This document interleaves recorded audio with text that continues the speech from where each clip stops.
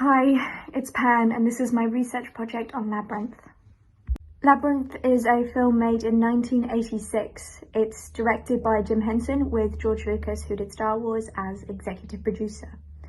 Based on the conceptual designs by Brian Frond, the film was written by Terry Jones, and many of its characters are played by puppets produced by Jim Henson's Creature Shop. The film follows Sarah and her journey through the labyrinth to get back her baby brother from the Goblin King, also known as Jareth. Through dangers untold and hardship unnumbered, she fights her way to the castle beyond the Goblin City to take back the child that Jareth has stolen from her. Though multiple theories on the meaning of the film are debated, the main understanding is that it's Sarah's inner struggle with growing up and taking responsibility.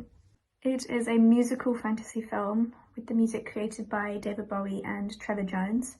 It's a cult classic that has evolved from films to comic books and manga and adventure games, as well as live events like masquerade balls and a whole bunch of other stuff. The non-human beings in Labyrinth that I'm going to be talking about are the dwarves, the horned beasts, knights of yore, goblins and fairies. Though some of the other beings in the labyrinth are the worms, the fairies and the trash people.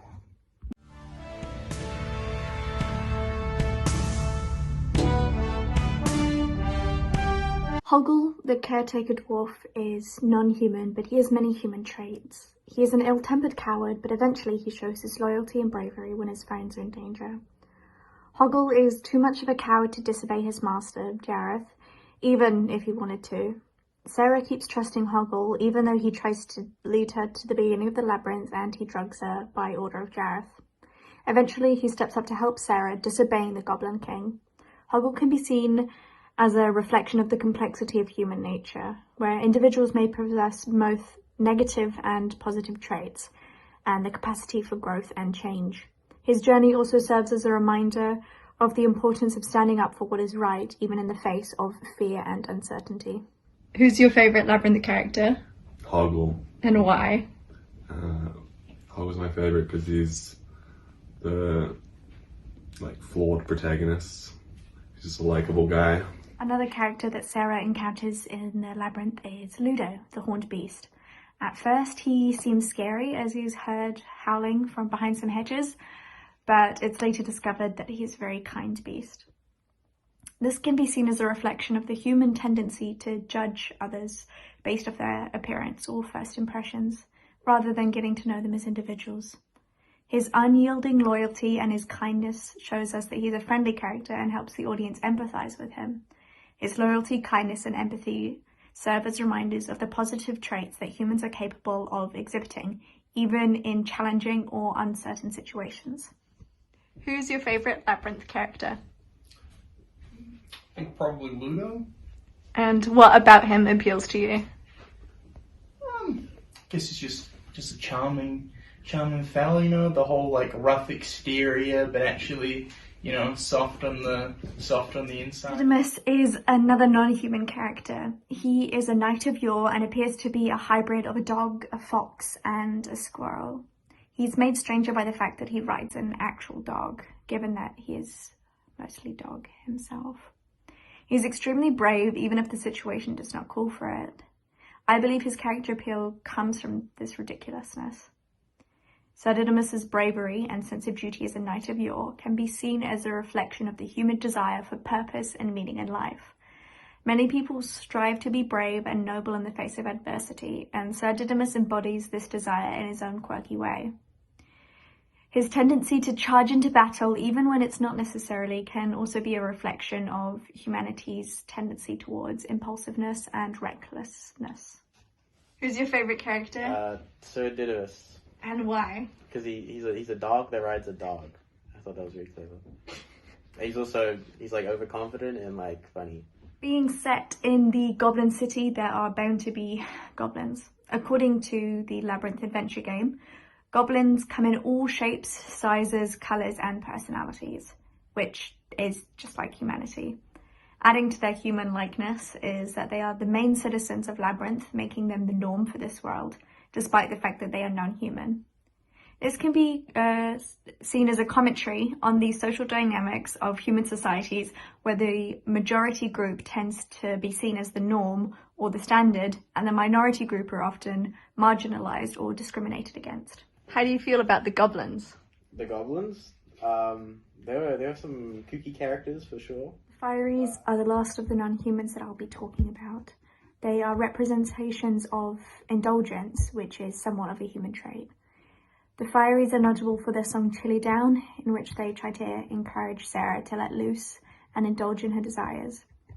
In the case of the Fieries, their depiction as indulgent creatures is meant to be a commentary on human behaviour and the dangers of giving into one's desires without moderation or restraint.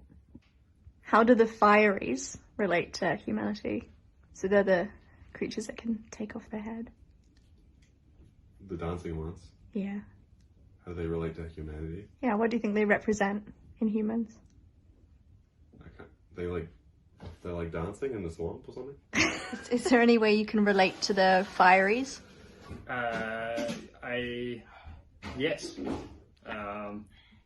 They are indulgent little dudes, and I respect the hell out of that. On the flip side, the human characters in Labyrinth exhibit non-human qualities, further emphasizing the theme of blurring the boundaries between what is human and what is not. Jareth the Goblin King also possesses non-human qualities, such as the ability to transform into various forms, his control over dreams and illusions, and his overall otherworldly appearance and behaviour. What did you think of Jareth's costume? I don't know. Too tight.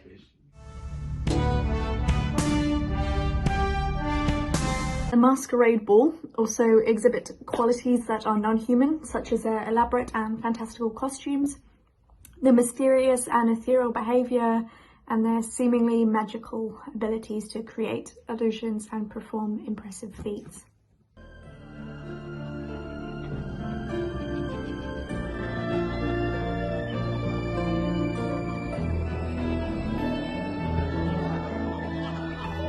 These non-human qualities in the human characters serve to further underscore the movie's overall theme of blurring boundaries and challenge our preconceptions on what it means to be human.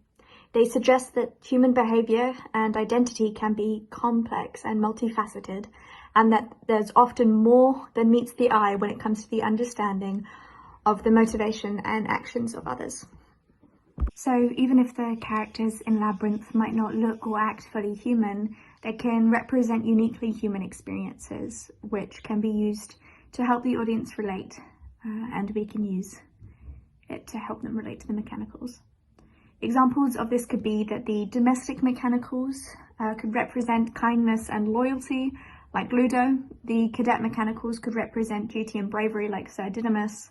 And the creative mechanicals could represent the desire to move up in social status and also represent being forced to obey their superiors' whims, like Hoggle.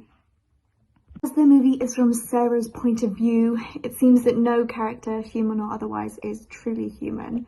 I think that this could be used in our production, as Cyrano, like Sarah, is also between both worlds, and so he sees humans and the non-humans as other.